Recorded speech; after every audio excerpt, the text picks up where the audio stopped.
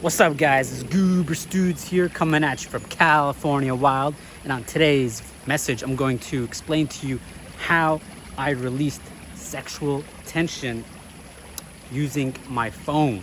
Now, I'm not saying I'm in favor of this or not in favor. This is just what happened. Okay, it's good or bad. This is just what happened. I'm gonna tell you a little story and I'm gonna break it down for you. So, this has nothing to do with pornography or jerking off. I don't do either of those things. And a lot of people think I'm bullshitting when I say that. But I actually think it's kind of sad that that's so out of your reality of what's possible or normal that you think I would even have to lie about such a thing. Like, it's not even a discipline thing. I just don't do it. I just think it's a waste of time. I think it's dumb. That's just me personally. And if you don't think that's real, that's just more of a reflection on your lack of impulse control. But that was just a little context. Moving forward, I was at bed at night, in the middle of the night, and I started all of a sudden, I couldn't sleep because I was craving, I had this sudden tension, lots of sexual tension, and I was longing for intimacy. And, I'm 28 years old. And like I just told you, I don't jerk off, I don't do all these things. So what I do in these situations when I have sexual tension, I usually find ways of release through, either being in nature is one of my favorite ways. And I'll break that down in a minute. It's also by exerting myself physically and mentally to the point where there no more is any sexual tension. That becomes the release. And what I mean by that is,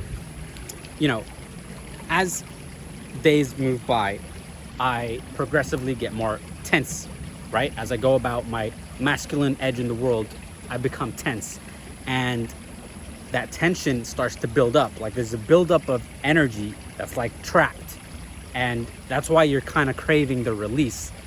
And then what I do is I go into that tension, and because I can't escape it, there's no release for me other than taking it and exerting it through push-ups, through lifting heavy things, or through creative acts. Like when I'm here in nature, that tension starts to go away, and I can kind of breathe in that beauty of nature, and it feels the same as getting released. It's almost satisfying that part of me that's craving the intimacy, the sexual tension. It's like that, what you think that tension relief that's the sexuality is going to give you is actually a lacking of a certain energy that you're not getting from yourself, which is why I seek it through nature, or typically exerting my body to a point where it's just broken down and then there's nothing left but the muscles are just released. There's no more energy to contract anymore. Meditation and prayer does the same thing. It's almost like this longing for intimacy is more of a longing for abundant feminine energy that's available broadly in nature and in love for life and in love for God. So again, back to the smartphone. I was in the middle of the night. I couldn't go to nature. I'm trying to sleep. I'm not going to go and start doing some push-ups. I'm not trying to go on my computer and do some work or start doing some math. Okay, I'm trying to go to sleep.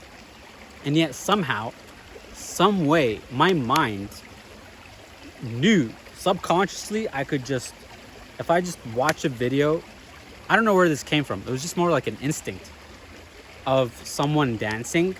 It would just relieve, it would be an instant relief for this tension. And I went and I saw a video of a girl dancing, it was a very feminine dance. It wasn't even provocative or, what's the other word? Like it wasn't a strip dance or anything like that. It was just a girl just dancing, like in an artistic way, but it was very femininely core. She had like long hair and whatever. And it was like 1 minute, less than a minute. And I just watched a couple of those videos and that tension disappeared.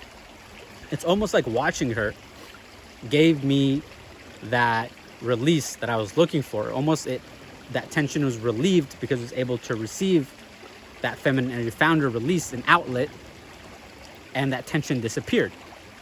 And it didn't hit me at first, but then, because I passed out right out, I'm like, okay, it's done. Again, I didn't jerk off. Just thing. It sounds like this guy's on his phone in the middle of the night in his bed. Anyways, 2 days later, I'm like, hey, how did my phone relieve my tension? Meanwhile, I had to exert myself. I had to go in nature. I had to do these things to obtain it. But I just watched the video and I had the same effect, which is probably why people tell you, or why porn is so addicting, is because your brain cannot discern between a video and reality. I mean, you can, your consciousness, but like your primordial lizard brain probably sees it as the same thing. So let's just assume I'm not claiming anything. Let's just assume that's the case. Because if that is the case, then me watching that girl dance, my brain perceived it as if it was real. And I downloaded that vibe that I was lacking in the moment, and I felt the tension go away, and I went to sleep. So what this means about your phone is that it can transmit energy, whether it's masculine or feminine. It can transmit that through video format. It might not be the same as the physical presence of being somewhere, because reality is way the literally the word presence, physical presence, is way more stronger than any video or image could produce, or even voice. And this when you look at a picture of a beautiful lake or something, you're like, wow, that's so beautiful. You feel inspired. You feel this craving. You want to go there and sunbathe there. And then when you actually get there, it's 10 times, 1,000 times stronger than that image and videos that you saw, because you're actually there. You feel the depth of field. You feel the actual transmission. Energy is lost through mediums of exchange, right? We know this through thermodynamics, through physics. Energy is not created or destroyed. It simply transfers. And as it transfers, it loses energy. That's why you have to eat food and can't just get 100% pure energy from the sun, because in that transmission, you're not getting the full energy of the sun. Otherwise, you'd be burnt to a crisp. It's too much, right? I'm going on a rant here, but you get what I'm saying. So through video, you can transmit energy. Now, this can be good and it can be bad, but what it should tell you is we need conscious consumption of what we consume, what kind of media we consume, because that's what we're feeding. And we think it's a video, but our brain is actually downloading an energy transmission that is affecting you in ways you may not be conscious of. So it isn't avoid phone, avoid videos. It's actually the opportunity is just as equal. Imagine you can transmit great energy across to billions of people in the world. Maybe energy that can help people, inspire people, heal, convince, persuade, move to action. So conscious consumption of media and a conscious curation of your algorithm. Because if you're constantly consuming stuff that's feeding you the wrong energy, literally, your algorithm is just gonna create a world for that.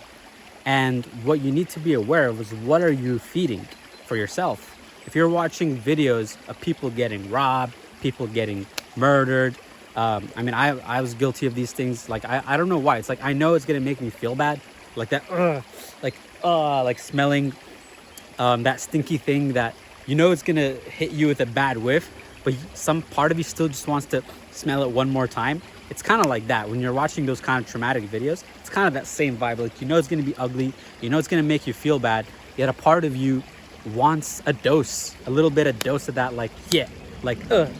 you want a dose of that, like, oh my god, that sucks, that hurts. I don't know why, but there is a part seeking that out, craving it. And the more you feed it, the more you're attuned to that craving, which is weird because it's a bad energy.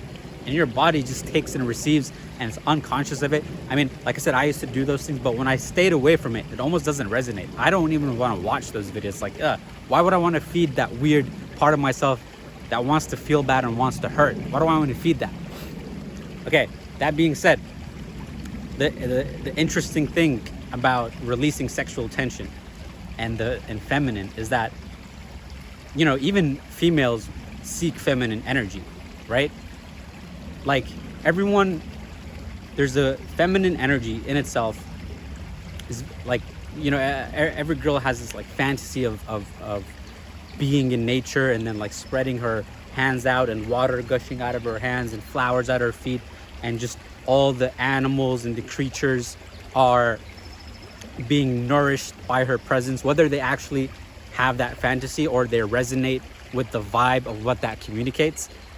Like even females will seek out feminine energy because it's like abundance embodied. And a healthy way to release your tension, whether you're a male or a female, is that longing for intimacy can be received from the world itself. Why do females embody feminine energy, which is in nature and beauty and in the world and abundance and God? I don't know. I don't know why they're more correlated aligned to that. Men and women both seek it. Okay. And the opposite of that is just the same. Like, you know, the order in the chaos is that masculine energy.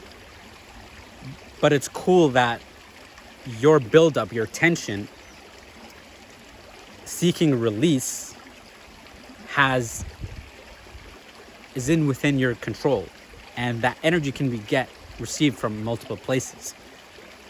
Okay, and this is probably a message leading to something that, if we can understand at a core deep level, can change things. Because, you know, what runs the world, you know, other than God, like as in as us as creatures, we are what form society. I'm not talking about the animal kingdom, this is the human kingdom. It's men and women, that's all there is, right? So